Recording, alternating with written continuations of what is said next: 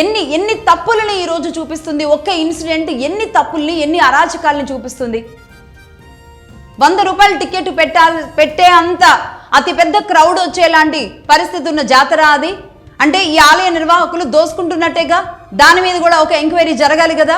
దేవాదాయ శాఖ గ్రౌండ్లోకి దిగిందా?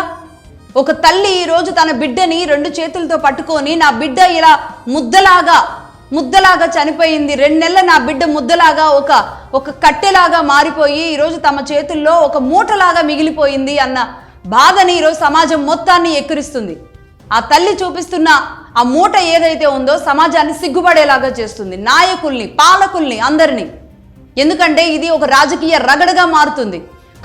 కులాల మధ్య తీసుకొస్తారు. సరే, ముఖ్యమంత్రి రేవంత్ రెడ్డి గారు రెడ్డి సామాజిక వర్గం అని, ఈ శ్రీనివాసరెడ్డి గారు అక్కడున్న ఎమ్మెల్యే ఎవరైతే ఉన్నారో ఆయన పేరేదో ఉంది, ఆ ఎమ్మెల్యే గారికి బంధువు అని, నాగర్ కర్నూలు రెడ్డి గారు ఎమ్మెల్యే రెడ్డి గారికి అక్కడున్న శ్రీనివాసరెడ్డి బంధువు అని, ఇదంతా మహబూబ్ నగర్ జిల్లాలో ఇదంతా రెడ్ల దౌర్జన్యం అని ఈరోజు బీఆర్ఎస్ పార్టీయో లేదంటే ఇంకొక నాయకులో మాట్లాడేలాంటి అవకాశం కల్పిస్తున్నది ఎవరు?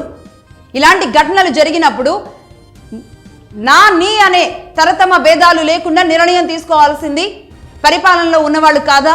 రాజకీయ నాయకులు కాదా? ఎందుకు తీసుకోలేదు? ఈ రోజు వరకు రేవంత్ రెడ్డి గారు ఎందుకు స్పందించలేదు? మహిళా కమిషన్ చైర్పర్సన్ ఎందుకు స్పందించలేదు?